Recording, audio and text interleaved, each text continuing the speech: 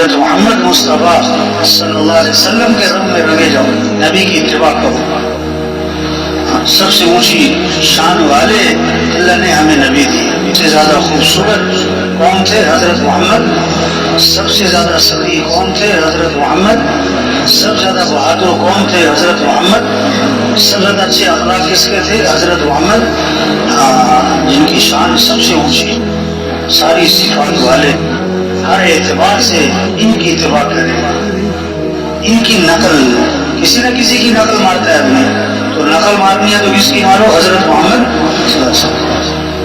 کسی نہ کسی کو اپنا بڑا مانتا ہے، جس کے پیچھے چلتا ہے، تو کس کے پیچھے چلنا ہے ہم نے؟ حضرت محمد صلی اللہ علیہ وسلم۔ شکل، صورت، لباس، آپ کا چلنا، کھانا، پینا، ہر چیز کی رہنمائی ہے۔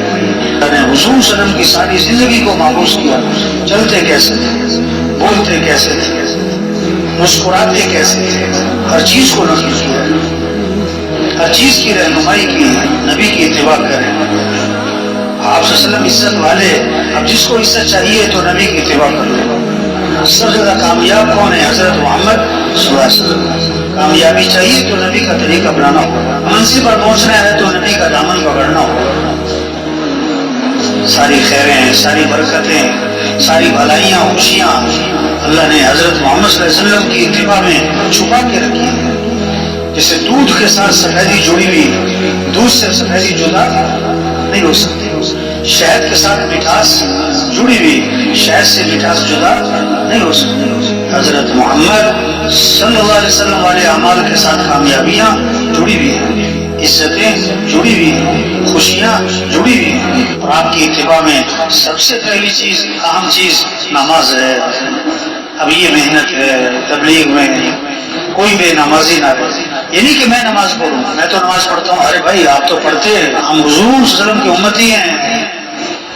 کوئی مسلمان بے نمازی نہ، سب کو نمازی بنانا ہے۔ ایک ایس ایچ او کے پاس، اس کے پاس ایس ایچ او کے پاس، تھانے کا جو پولیس اسٹیشن کا بڑا ہوتا ہے نا، اس کے پاس ایک آدمی آیا اور کہنے لگا کہ میرے گھر چوری ہو گئی، رات میرے گھر کیا ہو گئی؟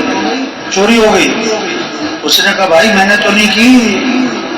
اس نے کہا کہ بھائی میں نے تو چوری کیوں؟ بھائی سچ بول رہا ہے کہ جھوٹ بول رہا ہے؟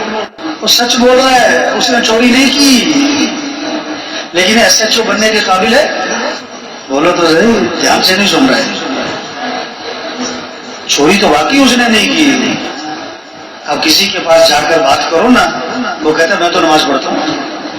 ارے بھائی آپ تو نماز پڑھتے ہیں، لیکن ہم مسلمان اور ہم حضور صلی اللہ علیہ وسلم کی امتی، اور قیامت تک کوئی نبی نہیں۔ اب دین کو دنیا میں پھیلانا کس کے ذمہ ہے؟ ہمارے ذمہ ہے۔ سب کو نمازی بنانا ہے، کوئی مسلمان بے نمازی نہ رہے۔ یہ ہے تبلیغ۔ نیت کریں کہ ہر مسلمان کو نمازی بنائیں گے انشاءاللہ۔ اذان پہ بازار کیا ہونے چاہیے؟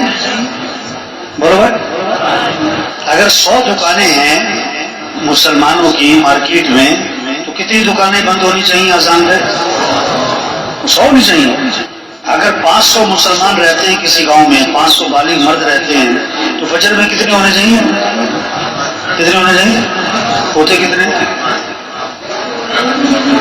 ہیں؟ 10 15 20۔ تو کوئی پریشانی ہے؟ تو صرف ہوائی بات نہیں ہے کہ سب کو نمازی ہونا چاہیے۔ بھائی اگر سب نمازی نہیں بنے تو پریشانی تو ہو۔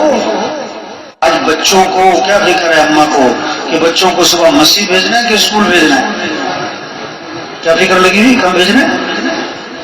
توبہ توبہ توبہ۔